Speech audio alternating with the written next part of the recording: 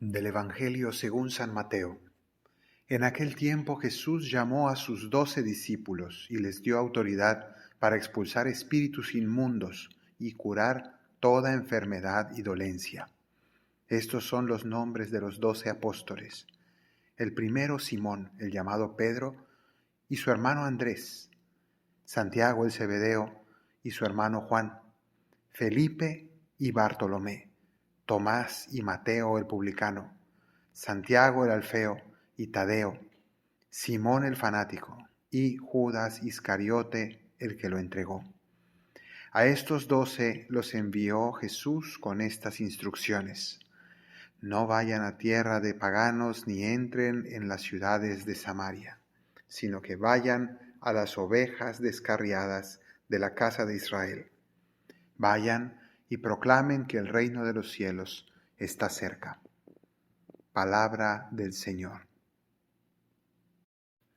Lo primero que nos llama la atención en este Evangelio es que nos muestra a los 12 apóstoles e inicia precisamente hablando de ese número que llamó a sus 12 apóstoles, de los cuales nos dará los nombres. Jesús quiso dedicar su ministerio de manera especialísima a evangelizar a 12 personas.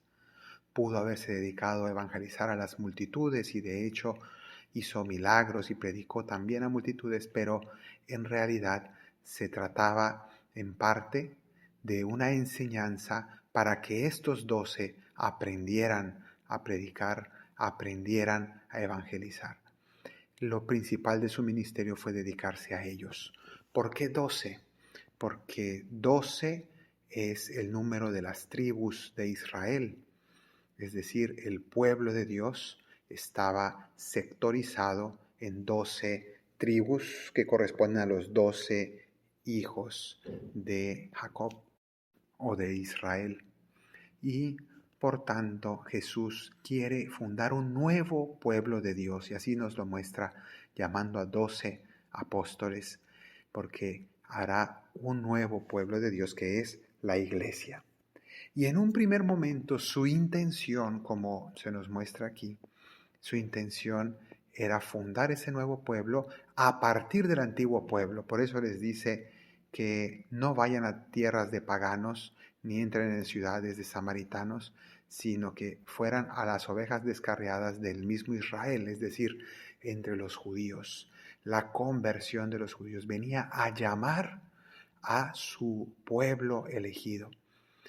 Este plan terminaría fracasando en cierto sentido con el rechazo de la mayor parte de los israelitas y por tanto después tendrían que ir a predicar a los gentiles, a los paganos, a las otras naciones, y de ahí surgió nuestra iglesia, la iglesia que hoy llamamos católica y que está conformada por todos los pueblos que han recibido el Evangelio y lo siguen recibiendo.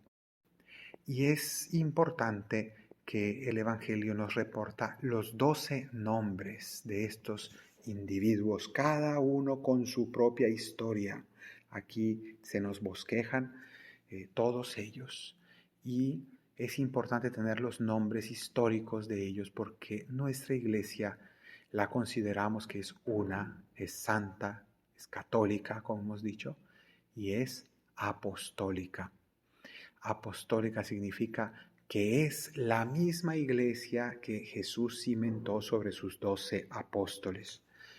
Muchas veces las grandes catedrales y basílicas, sobre todo en la antigüedad, se cimentaban arquitectónicamente sobre 12 columnas, 6 de cada lado, y es muy simbólico y significativo. Y también Jesús quiso cimentar su iglesia en estas 12 columnas, estos 12 apóstoles.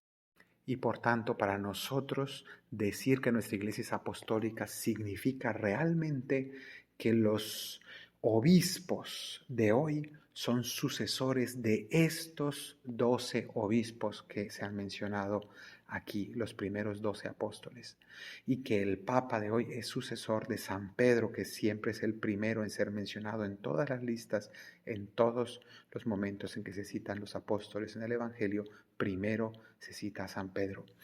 Por tanto, vemos que es importante desde el momento en que se escribió el Evangelio que los 12 apóstoles, no solamente su número, sino su identidad personal de cada uno de ellos, con sus virtudes y sus defectos, se nos reporta incluso a Judas el traidor. Y también él tiene su función en la historia de la salvación.